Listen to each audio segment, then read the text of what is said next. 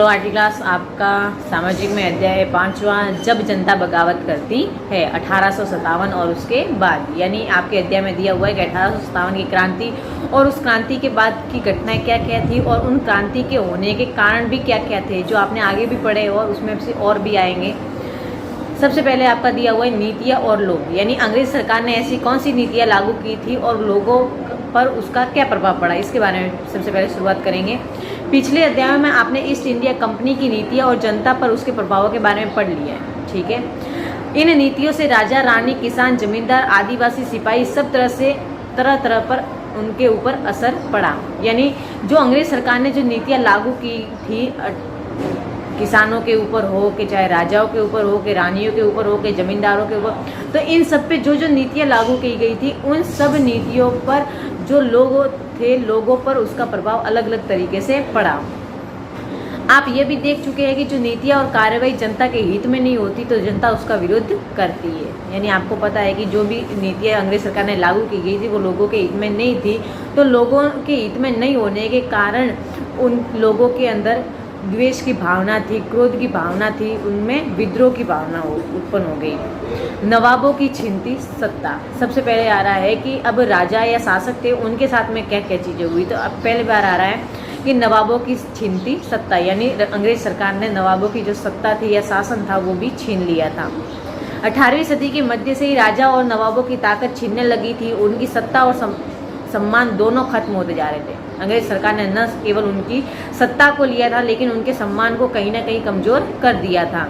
बहुत सारे दरबारों में रेजिडेंट तैनात कर दिए थे, यानी अनेक दरबार ऐसे थे जहां पर अंग्रेज सरकार ने अपने रेजिडेंट नियुक्त कर दिए थे।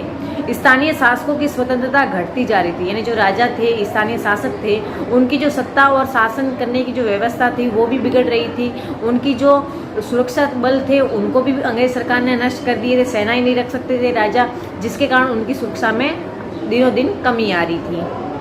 उनकी राजस्व वसूली के अधिकार व इलाके एक एक करके छीन लिए, यानी जहाँ से वो स्थानीय राजा जो थे राजस्व एकत्रित करते थे, जो इलाके उनके पास थे वो भी अंग्रेज सरकार ने धीरे धीरे करके ले लिए थे। बहुत सारे स्थानीय शासकों ने अपने हितों की रक्षा करने के लिए कंपनी के साथ बातचीत भी की। ऐसे बहुत सारे राजा या रानियाँ थी जिन्होंने अपने राज्य के हित के लिए कंपनी से बातें भी की, सुलह करने के लिए। उदाहरण के लिए झांसी की रानी लक्ष्मीबाई चाहती थी कि कंपनी उनके पति की मृत्यु के बाद गोद लिए हुए बेटे को स्वीकार कर ले। यानी इस चीज़ के लिए अर्थात रानी लक्ष्मीबाई ने अपने दत्तक पुत्र, जो गोद लिया हुआ पुत्र था, उसको सिंहासन पर बिठाने के लिए अंग्रेजों से पहले बात की थी, लेकिन अंग्रेजों ने इस मांग को ठुकरा दिया था।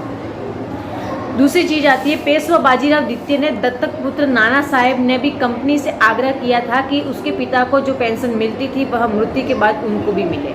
यानी नाना साहेब ने ये कहा कि जो पेंशन अंग्रेज सरकार उनके पिताजी को देती थी वही पेंशन उनकी मृत्यु के बाद भी उनको भी मिले।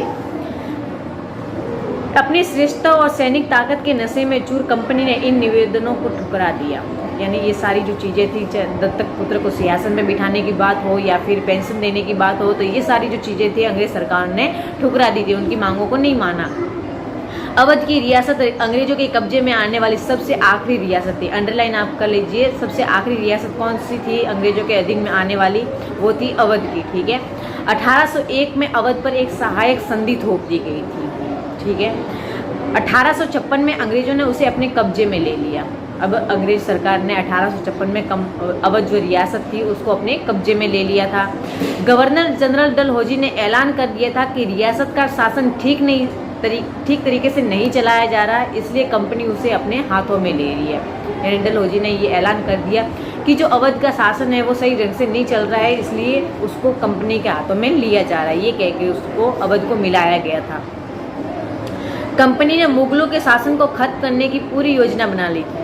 अब दूसरी बात आती है कि जो कंपनी थी, मुगल शासक जितने भी थे, बहादुर शाह, उनका भी शासन समाप्त करने के बारे में वो सोच चुकी थी। कंपनी द्वारा जारी किए गए सिक्कों पर से मुगल बादशाह का नाम हटा दिया। अब मुगल बादशाह के नाम से जो सिक्के चलते थे, अंग्रेजों ने या कंपनी ने ये ऐलान कर दिया कि उन सिक्कों पर से जो बादशाह का नाम है वो हटा दिया जाएगा। 1839 में गवर्नर जनरल डलहौजी ने ऐलान किया कि बहादुर शाह जफर की मृत्यु के बाद कोई भी बादशाह के परिवार को लाल किले से निकालकर दिल्ली में कहीं और बसाया जाएगा। अब देखो 1849 में डलहौजी ने एक और ऐलान किया कि जो लाल किले में बहादुर शाह या मुगल परिवार रह रहा है, बहादुर शाह की मृत्यु के बाद वो परिवार वहाँ लाल किले में नहीं रह सकता, उसको दिल्ली में कहीं दूसरी जगह जाकर रहना पड़ेगा। बहादुर शाह जफर आखिरी 1856 में गवर्नर जनरल कैनिंग ने फैसला किया कि बहादुर शाह जफर आखिरी मुगल बादशाह भी होंगे, और 1856 में कैनिंग जो गवर्नर था उसने ऐलान कर दिया कि जो बहादुर शाह जफर है वो लास्ट बादशाह होंगे।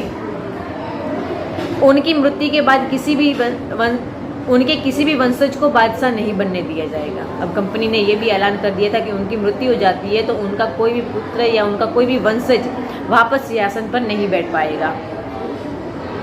उनकी मृत्यु के बाद उनके किसी भी वंशज को बादशाह नहीं माना जाएगा, उन्हें केवल राजकुमारों के रूप में मान्यता दी जाएगी। अब अंग्रेज सरकार ने ये घोषणा कर दी थी कि अब जो मुगल शासक है बहादुर शाह की मृत्यु हो जाती है, उसके बाद में कोई भी उनका वंशज सिंहासन पर नहीं बैठेगा, उसको कोई भी बादशाह नहीं मानेगा, मुगल शासक नहीं मानेगा, उनको सिर्फ एक राजकुमार के तौर पर मान्यता दी जाएगी। आज हम यहीं तक पढ़ेंगे। इसका जो होमवर्क है वो आपके व्हाट्सएप ग्रुप पर